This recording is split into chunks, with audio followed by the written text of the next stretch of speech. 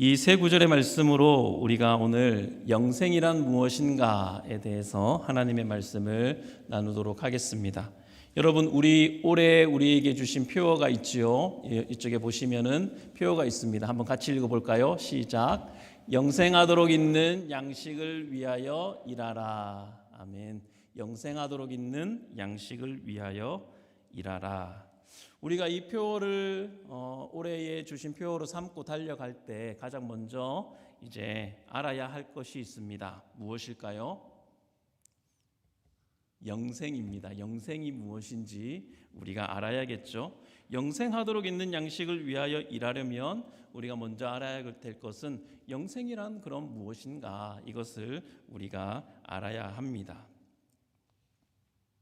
사도 요한이 요한복음을 썼습니다. 우리가 오늘 읽은 대로 사도 요한은 이 책을 읽는 독자들이 영생을 얻기를 바라는 목적으로 이 요한복음을 기록했습니다. 그리고 오늘 제가 여러분께 제시한 이 세 본문들 있지요. 이것이 요한복음의 목적을 간통하는 세 구절이라고 저는 생각을 합니다. 하나님께서 우리를 사랑하셔서 영생을 선물로 주시기 위해서 예수님을 이 땅에 보내주셨습니다. 그것이 3장 16절에 있는 말씀이죠. 하나님이 세상을 이처럼 사랑하사 독생자를 주셨으니 이는 그를 믿는 자마다 멸망하지 않고 무엇을 얻는다고요? 영생을 얻게 하려 하심이라. 영생은 하나님께서 주시는 것입니다. 왜 주실까요? 우리를 사랑하셔서 주십니다. 독생자를 주셨다는 것은 우리에게 영생을 주시기 위해서 독생자 예수 그리스도를 십자가에 내어주신 것을 의미합니다. 영생은 그래서 우리가 획득하는 보상이 아니라, 우리가 무언가를 해서 얻는 것이 아니라 하나님께서 그리스도를 통해서 이 세상에 우리에게로 밀어넣으신 선물입니다. 영생은 곧 선물이에요. 오늘 우리가 읽은 본문들에는 영생이라는 단어가 공통적으로 들어가 있습니다. 영생을 문자 그대로 풀이하면 영원히 사는 것이 영생이죠. 그러나 성경이 말하는 영생은, 또 하나님이 주시는 영생은 단순히 영원히 사는 것을 의미하는 것은 아닙니다. 한국말로 영생이라고 번역된 이 단어의 헬라어는요, 조에라는 명사에 아이오니오스라는 형용사가 붙어서 만들어진 단어입니다. 먼저 조에는 생명을 의미합니다. 여러분, 신약 성경에는 생명이라는 단어가 두 개가 있어요. 헬라어 두 단어가 있습니다. 하나는 물리적인 생명을 의미하는 비오스라는 단어가 있습니다. 이 비오스에서 이제 바이올로지라는 생물학, 이 단어 어원이 바로 비오스가 되는 것입니다. 이 단어는 우리의 물리적 생명, 또 돈, 음식, 환경과 같은 외부적인 자원에 의존하는 생명을 의미합니다. 시작과 끝이 명확하게 있는 생명이에요. 반면에 오늘 우리가 읽은 3장 16절 그리고 17장 3절 그리고 20장 31절에서 말하는 영생, 생명은 조에라는 단어를 씁니다. 이 조에는 영적인 생명, 본질적인 생명, 하나님의 생명을 의미합니다. 이 생명은 하나님과의 관계에 의존하는 생명이에요. 그리고 이 조에라는 단어에 아이오니오스라는 이 형용사가 붙어요. 그래서 영원한 생명이 되는 것입니다. 그런데 이 아이오니오스는 그러면 영원한이란 뜻이어야 되지 않을까라고 생각하기 쉬운데, 실제 뜻은 시대라는 단어예요. 시대. 그래서 조에 아이오니오스는 영생으로 번역됐긴 했지만 직역하면 시대의 생명이라는 뜻입니다. 시대의 생명. 여러분, 이상한 말이죠. 시대의 생명이 뭘까?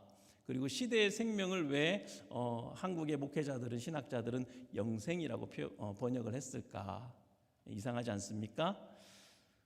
고대로부터 유대인들은 시대를 이 시대와 오는 시대, 이렇게 둘로 나누어서 생각을 했습니다. 그래서 이 시대, 지금 현재 이 시대는 죄로 타락한 고통스러운 현재 상황을 의미하고요, 오는 시대는 메시아가 통치하며 회복될, 장차 올 세상을 의미하는 것입니다. 유대인들의 시대 구분이 이렇습니다. 성경적이죠. 창세기를 받았을 때 인류의 조상 아담과 하와가 범죄하여 타락하여 고통스러운 세상이 시작된 것 아닙니까? 그들은 성경적으로 그 시대를 생각했어요. 그리고 여인의 후손이 올 때 우리가 이 고통스러운 세상에서 구원을 받을 것이다, 회복될 것이다 하는 것을 믿었습니다. 그래서 오는 시대를 그들은 기대하고 고대했습니다. 이런 유대인들의 사상이 잘 나타나는 구절이 바로 이제 에베소서 1장 21절 같은 말씀이죠. 모든 통치와 권세와 능력과 주권과 이 세상뿐 아니라 오는 세상에 일컫는 모든 이름 위에 뛰어난 이름을 누구에게 주신다고요? 예수 그리스도에게 주시고, 여기 보면 이 세상 그리고 오는 세상 이렇게 기록하고 있습니다. 그 유대인들의 시대 구분이 반영된 말씀이죠. 마태복음 12장 32절에도 누구든지 말로 인자를 거역하면 사하심을 얻되 누구든지 말로 성령을 거역하면 이 세상과 오는 세상에서도 사하심을 얻지 못하리라. 그래서 유대인들의 두 시대 구분을 이렇게 말씀으로 반영해 놓고 있습니다. 그들에게 있어서 지금과 미래는 다르다. 지금은 암울하지만, 지금은 고통스럽지만 미래는 그렇지 않다라고 하는 두 시대의 개념이 있었습니다. 여러분, 그렇다면 한 가지 문제를 드리겠습니다. 조의 아이오니오스, 시대의 생명인데요, 그리고 영생으로 번역됐는데요, 이 시대는 지금 이 시대입니까? 아니면 오는 시대입니까? 둘 중에 어떤 시대라고 생각하십니까? 오는 시대죠. 오는 시대, 회복될 영광의 시대입니다. 오는 시대의 생명, 바로 영생이 그것입니다. 조의 아이오니오스, 오는 시대의 생명입니다. 그런데 유대인들은 이 시대가 끝나야, 지금 이 시대가 끝나야 이 오는 시대가 올 것이다 라고 믿었어요. 하지만 예수님은 우리에게 이렇게 말씀하십니다. 하나님의 나라가 이미 너희에게 임하였느니라 라고 말씀합니다. 하나님의 아들 예수 그리스도께서 이 땅에 오심으로 오는 시대가 현재의 이 시대 안에 이미 침투에 들어왔다는 겁니다. 그래서 예수님을 믿는 사람들은 이 시대를 살면서도 시대의 생명, 오는 시대의 생명, 조회를 지금 여기서 누리는 존재가 되었다는 것입니다. 그렇다면 우리가 여기서 한 가지 오해하고 있는 것을 우리가 발견하게 되는데요. 영생은 단순히 죽어서 천국 가서 영원히 사는 것만 말하는 것이 아니라는 것, 그것이 우리의 잘못된 오해라는 것을 깨닫게 됩니다. 영생은 먼 미래에 장차 있을 일이 아니라 현재 우리가 예수님을 믿고 살아갈 때 즉시로 얻게 되고 누리게 되고 맛보게 되는 것이 바로 영생이라는 사실을 우리는 알게 됩니다. 그렇다면 우리는 스스로에게 질문해야 되죠. 나는 예수를 믿고서 영생을 누리고 있는가? 만약에 영생에 대한 오해가 내게 있어서 영생을 맛보고 누리는 것을 가로막고 있다면 그 오해를 없애야 되지 않겠습니까? 그 오해를 풀어야 하는 시간이 될 수 있기를 바랍니다. 나는 예수를 믿고서 지금 이 자리에 영생을 누리고 맛보고 있는가? 요한복음 17장 3절은 영생을 이렇게 정의합니다. 영생은 곧 유일하신 참 하나님과 그가 보내신 자 예수 그리스도를 아는 것이니이다. 예수님은 영생을 시간의 길이로 정의하지 않으셨습니다. 영원히 사는 것, 시간의 길이로 영생을 정의하지 않으시고 관계의 깊이, 하나님을 아는 삶, 관계의 깊이로 영생을 정의하셨습니다. 하나님과 예수님을 아는 것이 영생입니다. 여기서 안다는 것은 정보나 지식의 습득을 의미하는 것이 결코 아니죠. 우리는 인터넷을 검색해서 아인슈타인을 압니다. 아인슈타인의 생년월일도 알고 업적도 알고 그가 어떤 이론을 과학계에 이렇게 발표했는지도 알 수 있죠. 하지만 우리가 아인슈타인과 밥을 먹거나 대화를 해본 적은 없어요. 이런 것들은 지적인 동의에 불과한 것이죠.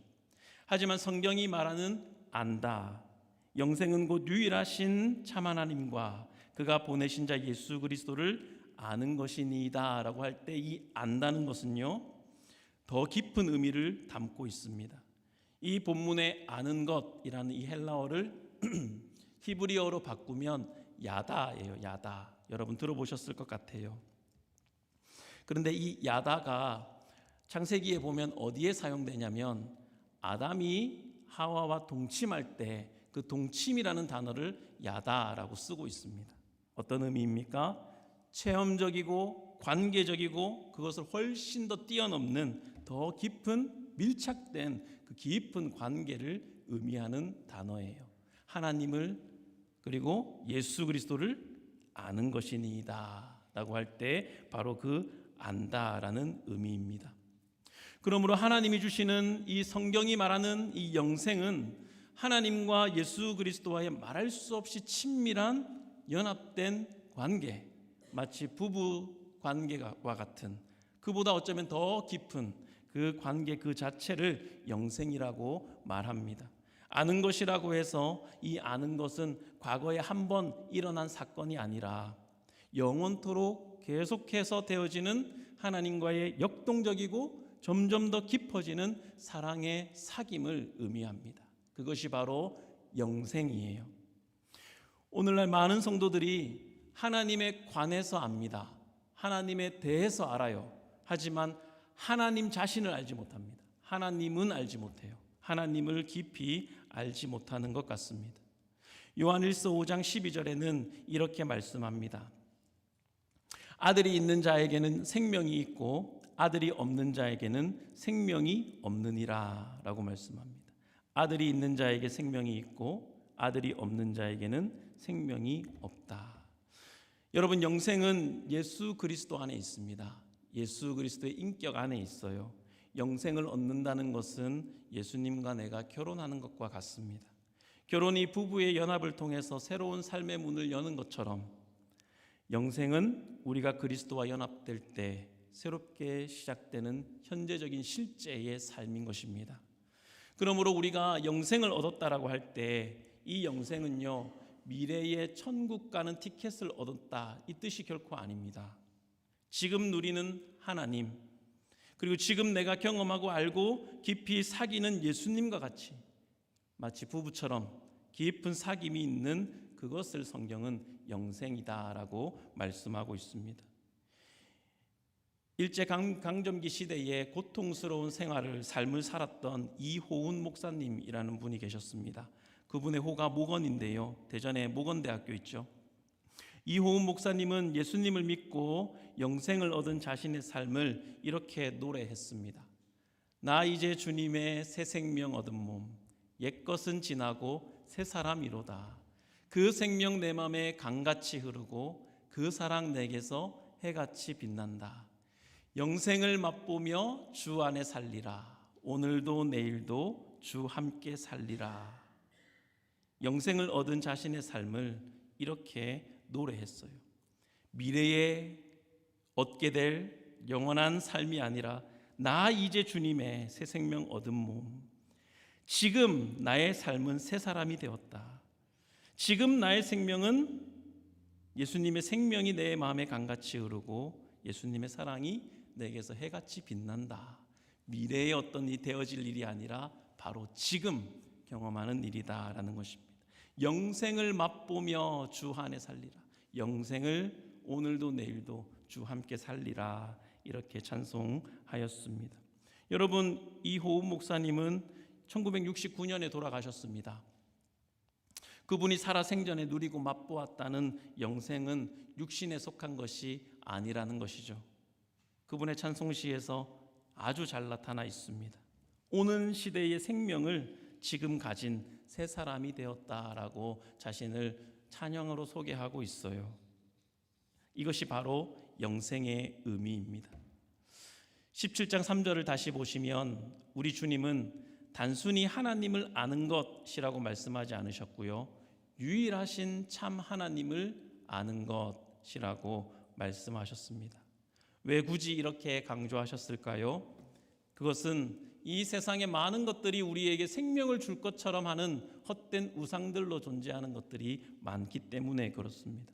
인간은 끊임없이 생명을 찾아 헤맵니다. 생명을 얻으려고, 그 생명을 연장하려고 애를 쓰죠. 중국의 진시 황제가 영원한 권력을 놓치고 싶지 않아서 영원히 살기 위해 불로초를 구하려고 전국을 떠돌아다닌 것, 여러분 이야기 다 아시죠? 아들의 피의 혈장을 수혈한 억만장자 아버지의 이야기가 있습니다. 이것은 현대판 진시황 이야기겠죠. 하지만 창조주 하나님 외에는 그 어떤 곳에서도 생명을 얻을 수 없다는 사실입니다.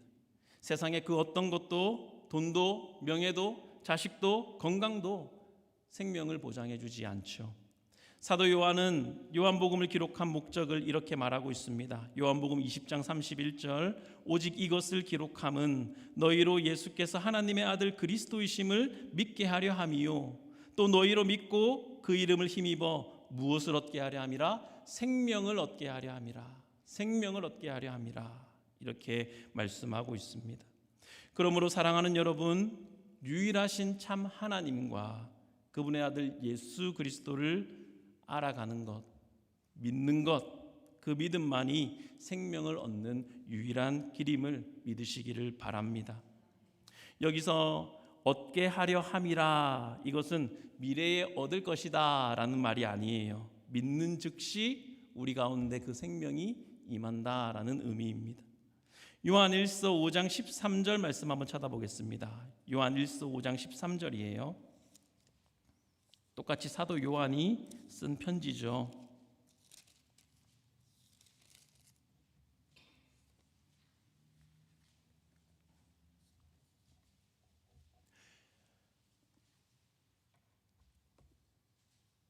요한복음 20장 31절에 요한복음을 기록할 때는 예수님을 소개하는 이 요한복음을 너희가 읽고 생명을 얻기를 바란다라고 얘기했어요. 그런데 요한 1서는요, 이미 예수님을 믿은 성도들한테 쓴 편지잖아요. 5장 13절입니다. 다 함께 읽어볼까요? 시작.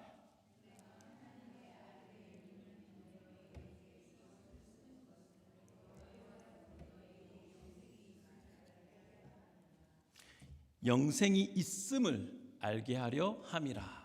하나님을 믿는 너희에게, 이미 믿는 너희 신자들에게 내가 요한 1서의 편지를 쓴 이유는 너희 속에 이미 영생이 있음을 알게 하려 함이라 라고 말씀합니다. 여러분 가운데 영생이 있습니다. 하나님을 아는 지식의 기쁨과 즐거움, 깊은 사귐의 관계가 여러분께 있어요. 그것을 더욱더 알아가고 알아가면서 영생을 맛보고 주 안에 살고 주 함께 사는 삶이 될 수 있기를 축복합니다. 여러분께서 예수 그리스도를 구주로 영접하고 그분을 인격적으로 알기 시작했다면 그것을 성장시켜 나아가야 합니다. 열매를 맺는 데까지. 그것이 우리 성도들의 삶의 목적인 것입니다. 하지만 이 영생은 그저 주어진 것이 아닙니다. 거저 주어진 것이 아니에요. 예수 그리스도의 희생으로 우리에게 주어진 것임을 깊이 알아야 합니다. 예수님은 창세전부터 하나님과 영원하고 깊은 사랑의 사귐의 관계 속에 있으셨던 하나님의 아들이셨습니다. 그분께서 이 땅에 오셔서 십자가를 지셨을 때 예수님의 가장 큰 고통은 무엇이었을까요? 채찍에 맞고 십자가에 달려 못이 박히는 고통이었을까요? 여러분, 십자가의 고통은요, 사람이 이제 십자가에 달리지 않습니까? 그러면은 몸이 처지겠죠. 몸이 처지면 기도가 막히면서 질식하게 됩니다. 그러면 아둥바둥 몸에 힘을 쓰면서 자기 몸을 끌어올릴 거예요. 그러면 어떻게 되죠? 몸의 모든 무게가 어디로 갑니까? 못이 박힌 손과 발에 가게 됩니다. 극심한 통증을 겪게 되죠. 그러면 사람이 그 통증 때문에 다시 몸에 힘을 빼게 돼요. 그럼 몸은 처지고요, 다시 질식하게 되는 상황을 맞이하게 됩니다. 그러면 다시 몸을 끌어올리고요, 그 고통을 반복하는 거예요. 십자가의 형벌이 그 고통입니다. 언제까지요? 죽을 때까지, 숨이 끊어질 때까지 그 고통을 하는 거예요. 그런데 예수님은 십자가에서 말씀하실 때 그 고통에 대해서는 한마디 말씀도 하지 않으셨습니다. 예수님은 무엇을 말씀하셨습니까? 나의 하나님, 나의 하나님, 어찌하여 나를 버리시나이까? 십자가의 예수님의 가장 큰 고통은 창세전부터 맛보고 누려왔던 하나님과의 깊고 친밀한 영원한 사랑의 그 관계가 끊어진 그것이 가장 큰 고통이었다라는 것입니다. 우리 주님은 왜 그 고통을 당하셔야 했습니까?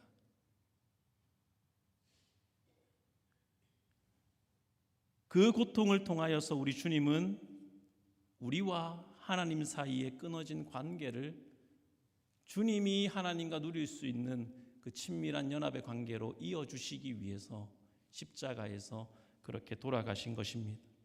그 구속의 대속의 은혜로 우리에게 주어진 선물이 바로 영생이에요. 하나님이 세상을 이처럼 사랑하사 독생자를 주셨으니 이는 그를 믿는 자마다 멸망하지 않고 영생을 얻게 하려 하심이라. 아들을 아끼지 않고 내어주신 하나님은 저와 여러분이 예수 그리스도의 생명을 통해서 우리에게 주신 이 영생을 더 알고 더 집중하는 삶으로 살아가기를 기대하고 계십니다. 하나님 그러지 않으실까요? 하나님은 정말 그러실 것입니다. 하나님을 아는 기쁨, 그분을 예배하는 감격, 거룩을 향한 갈망으로 우리를 채우기를 하나님은 바라실 거예요. 왜요? 사랑하시는 아들을 내어주셨기 때문에 아니겠습니까? 하나님께서 저와 여러분에게 그것을 원합니다. 지식에 넘치는 그리스도의 사랑을 알고 그 너비와 길이와 높이와 깊이가 어떠함을 깨달아 하나님의 모든 충만한 것으로 너희가 충만하게 되기를 원하노라. 이것은 사도 바울만의 기도가 아니요 예수님의 기도이기도 할 것이고 하나님의 바람이기도 할 것입니다. 저와 여러분을 향한 하나님의 바람일 것입니다. 오늘 말씀을 맺겠습니다. 세상은 숨쉬고 먹고 사는 생명 비오스의 결핍을 두려워합니다. 세상에 많은 사람들은 그렇죠. 여러분 어떠세요? 성경은 무엇을 말합니까? 하나님과 끊어진 생명, 조회를 갖지 못한 것을 사망이라고 불러요. 그리고 그것을 두려워하라고 말씀하십니다. 여러분은 어떻습니까? 마땅히 두려워할 것을 두려워하고 또 마땅히 가져야 할 것을 소유하는, 그리고 마땅히 소유한 그 영생을 내 안에서 더욱더 성장시키고 더욱더 크게 이루어가는, 그래서 영생을 맛보며 주 안에 살리라, 오늘도 내일도 주 함께 살리라, 이 찬양이 우리의 진심으로 고백되어지는 주님의 교회에 속한 모든 성도들이 되시기를 주님의 이름으로 축원합니다.